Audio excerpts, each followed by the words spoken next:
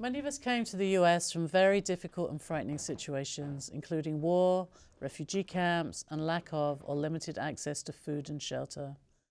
We hoped our lives in the US would be better than back home, and we're excited about that. We also left behind those we loved, and we miss our family and friends very much.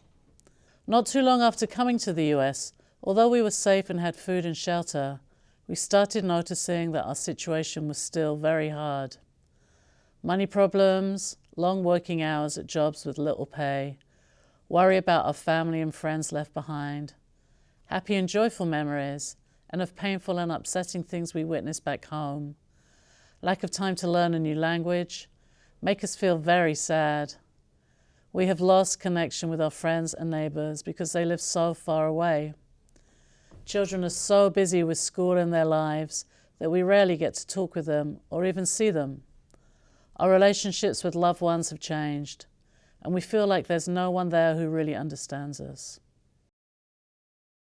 All these changes make us feel sad and very lonely, and we may not realize that. Despite our hopes for a better life, it's not been easy. All these feelings might make us confused as we are struggling to meet our everyday needs. So, it makes sense that we would feel sad. We feel for those left behind and think our life is not as hard as theirs. We feel guilty for being unable to support our family and friends back home, which adds more stress, sadness, and confusion to our lives. We're told to be strong to create the lives we dreamed of, but it's not so easy. So many things in our lives are out of our control, and so we might feel that we don't have control of our lives. This too might feel like sadness or frustration. However, it is important to know that feeling sad, sometimes really sad, is not our fault. When we are sad, it is hard to enjoy activities we used to enjoy.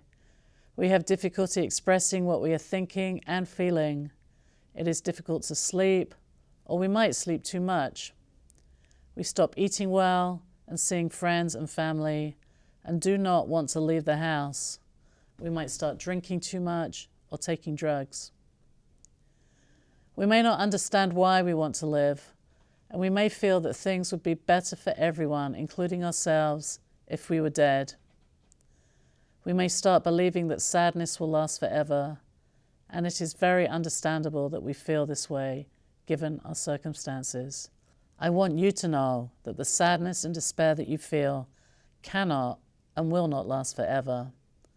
Like all feelings, they will go away, and by doing some things differently, we can have some control over these sad feelings. Although talking about our past and what's happening now can be very difficult, it is important to remember that talking about our feelings is good for us. There are people who want to listen to our stories and want to support us. They can be trained professionals like your doctor or a counselor or someone you can trust in your community. Maybe it is an older member of your family or a religious leader or your case manager. Even though you may not want to reach out to talk with somebody, it is important to do so. Do not let the sadness you feel take control of you and your life and tell you what to do. I also want to let you know that you can call 988 on your phone to speak to someone trained to work with people who are feeling sad and or want to die. Please ask for an interpreter if you need one. They will be available for you. Please call 988 to speak with someone who can help. They are waiting and ready to help you. Just like everybody else, we deserve happiness.